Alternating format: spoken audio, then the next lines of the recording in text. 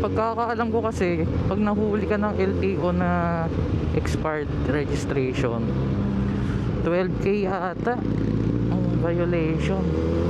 Tapos impound pa. Kaya medyo kinakabahan tayo pag may mga enforcer eh. Pero ito na LTO, papunta na ako sa'yo. Magre-rehistro na ako. So sa wakas, last step na ako sa pag-process ng transfer of ownership. So ito na dapat yung last day talaga, kasi last step na to kukunin na lang yung HPG clearance, tapos pupunta na sa LTO for transfer kasi kompleto na lahat. Grabe ang pahirap nito, no, yung pagta-transfer. Sa balita, sabi na dapat i-transfer agad, dapat within 20 o 40 days ba, ang sabi nila na dapat daw na transfer na. Pero napakahirap naman. Grabe yung abala, no, ilang araw din tayo umabsent para lang dito. So yung una, CTC. So ang ginawa ko dito, kasi ako sa LTO Malolos magpapatransfer, pero ibang region kasi yung mother file. So nag-request tayo ng CTC. Ang sabi, balikan daw ng within 2 weeks. So after 2 weeks, binalikan ko, wala pa rin daw. Di sayang ang punta sa LTO. Ang sabi, puntahan ko na lang daw sa LTO NCR sa may kasi doon yung mother file niya sa Medji Araneta. So yun, absent na naman tayo para pumunta sa LTO NCR para kuhanin yung CTC. So yun, punta tayo doon, nakuha naman within the day. Tapos after ng CTC, sa HPG na. So another absent na naman, kasi may schedule lang ang HPG dito sa amin tuwing Monday, Tuesday, Wednesday and Friday lang, no. So yun lang ang pwede. So Monday ako pumunta. Sa HPG naman, tagal din, no, halos kalahating araw din tayo inabot. Tapos hindi naman makukuha agad yung clearance. Wait, back lang tayo dito. Gaspol.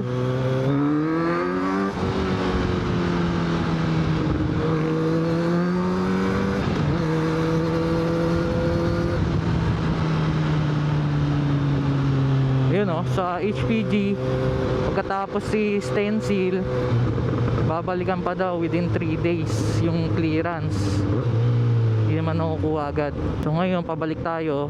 Monday tayo pumunta, ngayon Thursday na. So 3 days na para kunin yung clearance. Ngayon papunta na tayo sa HPG. Pagkatapos naman nito, diretso na tayo sa LTO para i-transfer na. Kasi nung isang araw nagpa PMVIC na rin ako yung emission. 60 days naman ang validity ng PMVIC. Hindi na nawala ng traffic dito sa atin sa Malolos. So para sa mga magtatanong ng requirements sa pag-transfer of ownership, so yan, ilalagay ko dyan sa screen.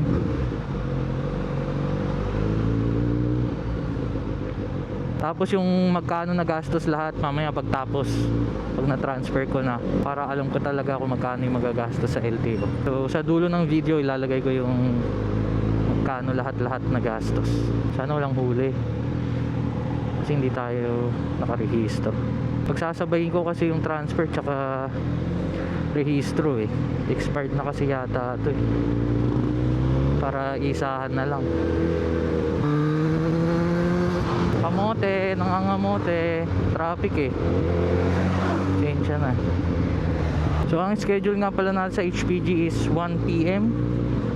So 12:53 na.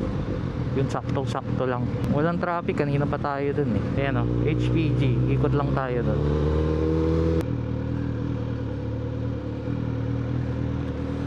Oopsie.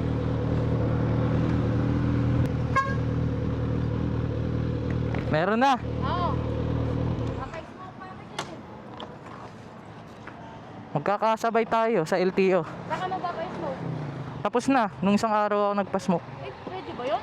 Kahit wala pa yan? Ito, nagpa-smoke na ako ng araw. Sayang oras Alam mo kasi Hindi, 60 days yun, 60. So tapos na. Ito na yung HPG clearance, no. 20 days na siya. Dati alam ko saglit lang to eh. So ito na lang yung kailangan. Ngayon punta na tayo sa LTO. Rekta na to. Sana konti lang tao sa LTO, no. Pagtapos nito pwede na mag long ride talaga. Pag na transfer tas na rehistro, long ride talaga. Ayain mo kahit saan, kahit North Loop.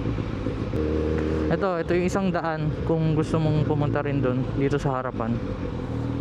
Parang mas okay pala dito, no. Ang problema ko lang kasi dito minsan may checkpoint eh, baka makasita pa tayo.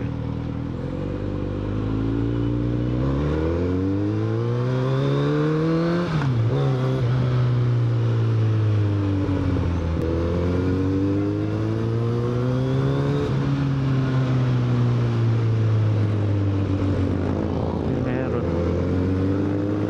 Kala ko may checkpoint. Lang hiya kung kailan magre-rehistro, doon pa mahuhuli. Yan ang malas talaga pag nangyari.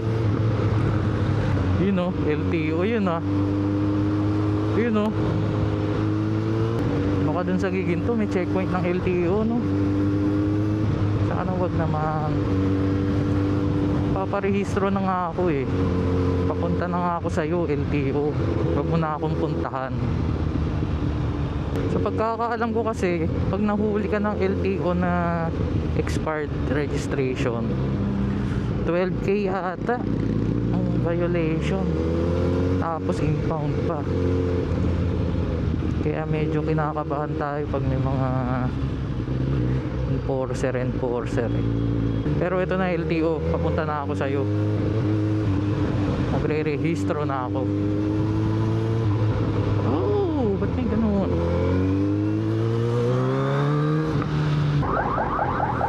LTO.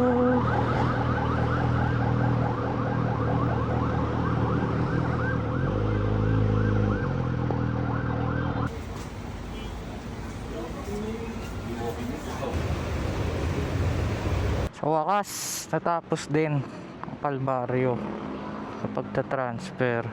Muntikan pa nga hindi ma-transfer kanina dahil sa pirma. Pero napakiusapan naman. Yeah, bigat. So yun, na-transfer na. Muntikan di ma-transfer, balak pa ulitin sana. Dahil yung pirma nung first owner sa deed of sale tsaka dun sa mga ID, medyo may nginig daw o hindi smooth yung pagkakapirma. Parang medyo may konting iba, pero parehong-pareho lang naman. Ewan ko ba, medyo stricto ngayon dito sa LTO.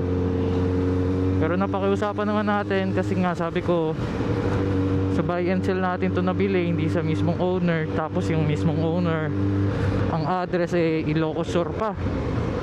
Tayo Bulacan. So tsaka paano mo hahanapin yun, no? Pero napakiusapan naman, kaya salamat pa din sa hepe nung LTO Malolos. So yung mga nagastos, ipapakita ko na lang dito sa screen.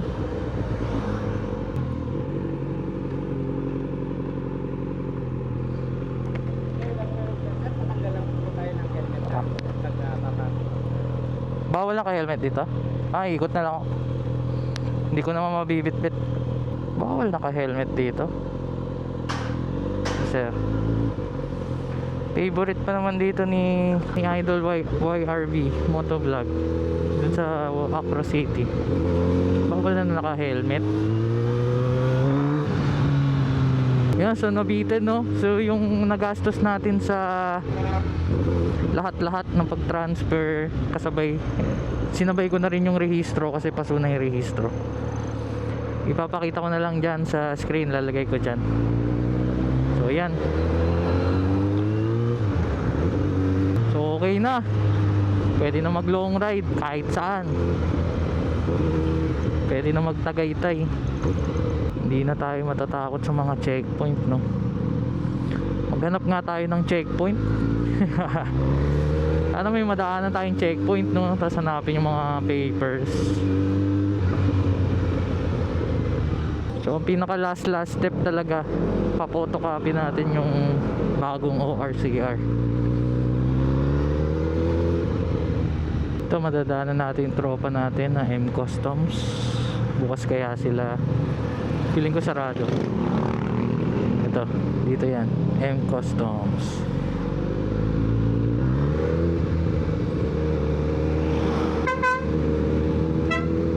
Ayan, si ano, Kulay. Ano yung dala niya? CLC?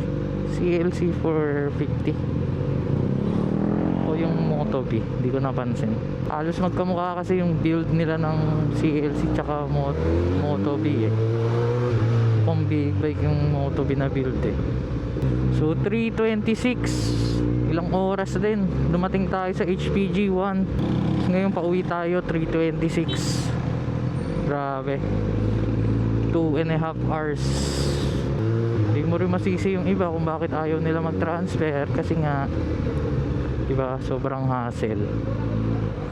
Dito tayo papapotocopy. So, dito ko natatapusin yung video.